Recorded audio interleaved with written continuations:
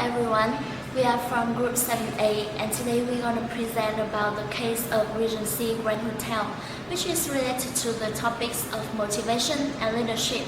This is a very interesting case and I hope you will enjoy it.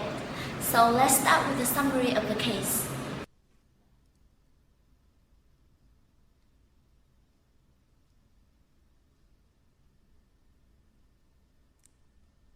The Regency Grand Hotel is a 5-star hotel in the capital of Thailand. It has been operated by a Thai general manager since it opened 15 years ago. And it is one of Bangkok's most prestigious hotels. Recently, it was sold to a large American hotel chain. John Baker, an American with 10 years of management experience, was appointed as the new manager of the hotel. Baker is a strong believer in empowerment, and soon after becoming general manager, Baker introduced the practice of empowerment. He expects employees to go beyond guidelines and standards to consider guest needs case by case. So, what did Baker do to implement his strategy?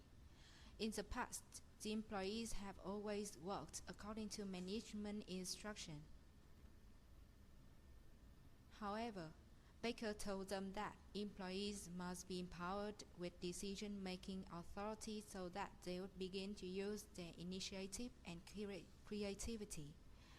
Managers and department heads are advised not to discuss with him minor issues except important and major decisions.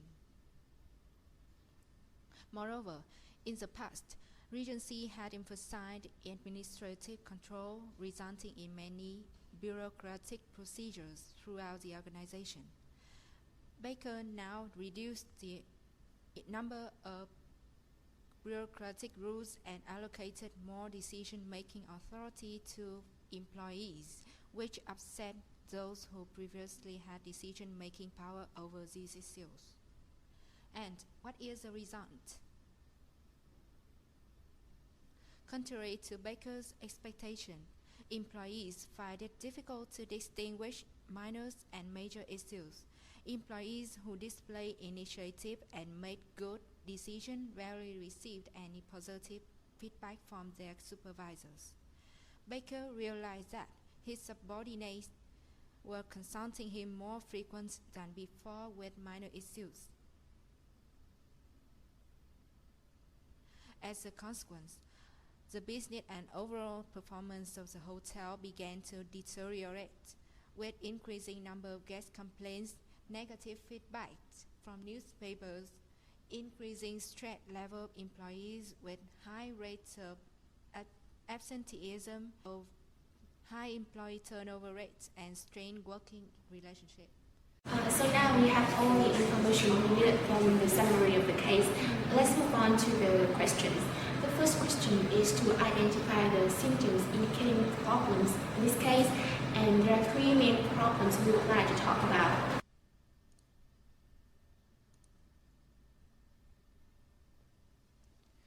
The first problem is cross-cultural differences. A Thailand hotel had become an asset of America.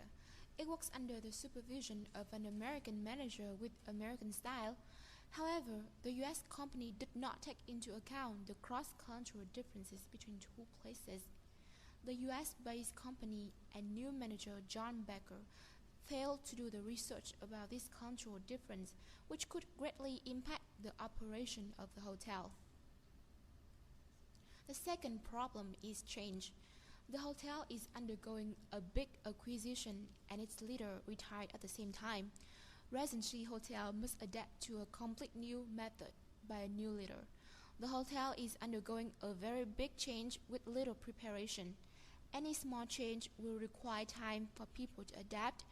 Especially big changes like this must require more time. However, Baker came and did not immediately changed the whole system of the hotel. He did not involve employees during the transition process. As a result, the employees feel unfamiliar with this new kind of empowerment. Therefore, their performance deteriorates. This is also a big change for John Becker, as previously he only had experience in hotel with low income. This time, the Regency Hotel is a good hotel with high profit and is working very well, but he applied his experience in the past without any changes. The third problem is communication. John expected department heads to make up the minor issues and only discuss with him about major issues. But he failed to mention clearly what are considered minor and which ones are major. Furthermore, employees are not familiar with empowerment. They found it very hard to distinguish between minor and major issues. In the passage, at the end of the meeting, when John asked for feedbacks from head of department, only some told him that they agree. Others just nodded their head without saying anything. This is an evidence of a fail in communication, as head of department do not tell John the opinion of themselves. This could be a sign of lack of mutual understanding. There are also many issues in the case. However, three most important are the difference in control, sudden change, and lack of communication. Among these three, communication is the most important. No perfect plan can work without good communication between leader, manager, and employee. First one is goal setting theory. Theoretically, specific goal, feedbacks, and self-efficacy will lead to higher performance. However, in this case, employees are given empowerment, not specific goals, and supervisors also fail to deliver feedbacks to employees. Second one is reinforcement theory. Manager can change the behaviors of employees by reinforcing the right actions. However, it is indicated in the passage that employees display initiatives and good decisions rarely get positive feedbacks. Therefore, they do not get the incentive to repeat their right actions. Third one is leadership trait theory. An effective leader will possess drive, desire to lead, integrity, self-confidence, intelligence, knowledge of the business, and emotional intelligence. However, in this case, Becker, at first he got the drive, he got motivation, he was ambitious, and he had a lot of energy. But after a period of time, when his plan was not working, he started to lack the drive. He became frustrated and exhausted and refused to talk to employees. John's relevant knowledge. He may have 10 years experience in the hotel industry. However, his experience only applied for cases of hotel with bad performance from the beginning. Regency Hotel is different. From the beginning, it was working really well with good earning and profit. John does not have much experience in this field, as a matter of fact. Now let's move on to the next question. Question 2 is about the comparison and the use of the leadership styles of the two managers.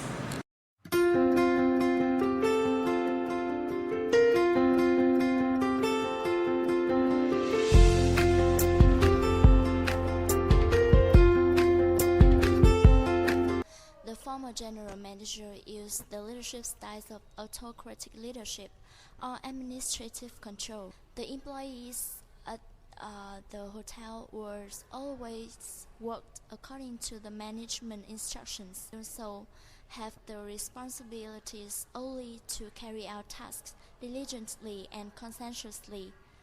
Their innovation and creativity that time were discouraged, so the employees were afraid to be innovative, and also they were afraid to take risks. The general manager used the punishment for mistake also.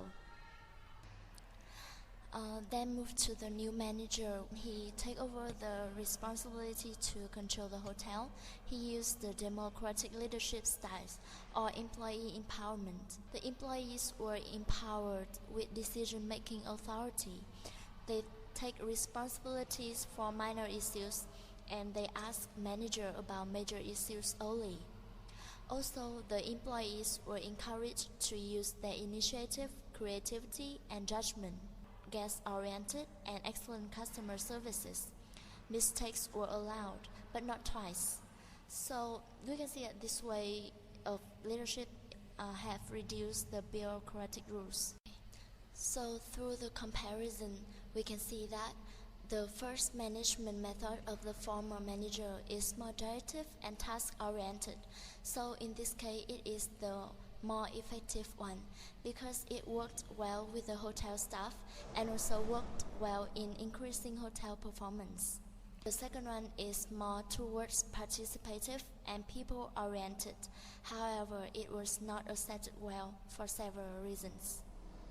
The reasons why the new management method was not successful are, first and foremost, is the weak adaptability. So the movement from previous management method to the next one caused much sudden change in a very short time. The second reason is that the low motivation led to high turnover of the employees. The empowerment of the frontline managers led to low motivation of the supervisors and the middle-level managers because it affected their esteem need according to Maslow's hierarchy theory and need for power according to the McLaren theory of needs. The third reason is the lack of cultural understanding. So it is the problem of leading across cultures.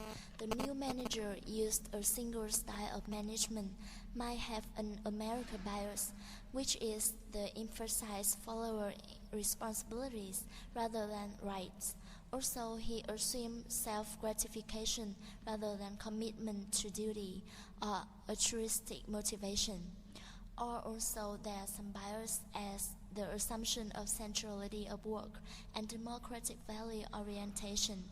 Also the stress regionality rather than spirituality, religion or superstition. There has been a study of Asian leadership styles revealed that Asian managers prefer leaders who were competent decision makers, effective communicators, and supportive of employees. New manager should have done more research about the new hotel that he take controls, and also his leadership style should be adjusted to the situation.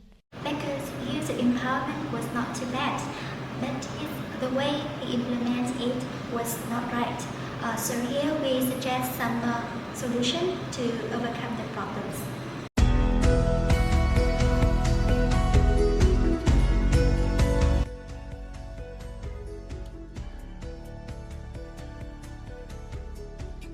In terms of cross-cultural difference, a Thailand hotel had become an asset of America. It works under supervision of an American managers with American style, but the employees are accustomed to working by management's instructions. So here are some solutions.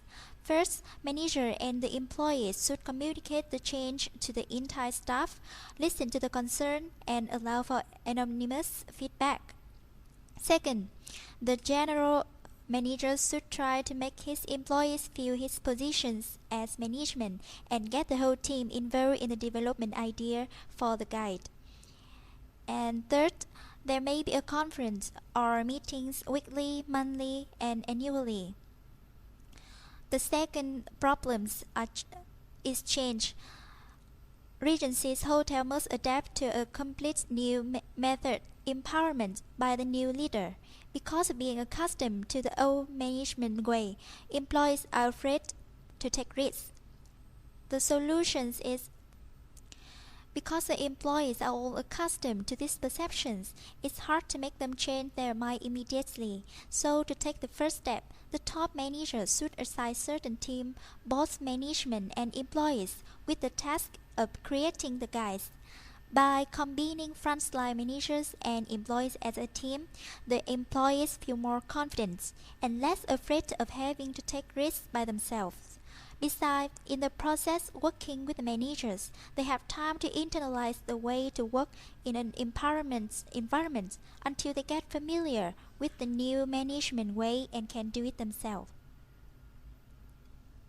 Second, to motivate the employees to take initiative and come up with new creative ideas, the managers board should announce some campaigns or competitions where the employees feel free to show their ideas. There should be rewards in form of money or prize to make the employees feel proud and therefore become more active and responsible for the development of the hotel. By applying empowerment, those managers who previously have decision-making power are upset of losing this privilege, and some of these left the hotel. So here are some solutions. Of these employees, they lose their motivation they used to have, that is to make decisions and order their subordinators. These people are now in a condition of needing for power, the desire to have impact and to be influential. So to motivate them, the top manager should try to create a healthy working environment where employees feel free to show their opinion, but have to do it on the basis of mutual respect and in the spirit of helping each other for the total benefit of the company.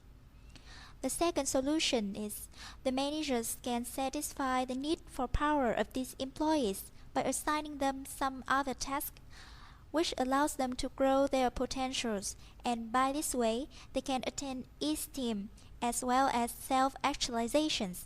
The hotel can try to retain these employees by paying them higher salary and giving them more benefits. In terms of communications, John failed to mention clearly what are considered minor, which ones are major, so employees can't distinguish between the two, and their ideas are often reversed by their supervisor. To overcome these problems, the top manager should provide open communication, training to the entire staff, and especially have both managers' employees' handbook that outline expectations, rule, and define what major, minor decisions are. They can also provide an expert to oversee the process, and this should be implemented immediately. If needed, the top manager should change blood by replacing the supervisors who are unsupportive with the new ones who are more enthusiastic and responsible. The sudden and fast change make employees feel hard to adapt, stress among employees raise high, and the good working relations are being loosened. To solve this problem, there should be an online survey about the feeling as well as mental and physical condition of the employees. In this online survey, the respondent can hide their name. Besides, the management board should show their high concern for their employees by encouraging home visiting and giving gifts for employees who are sick or frustrated with work.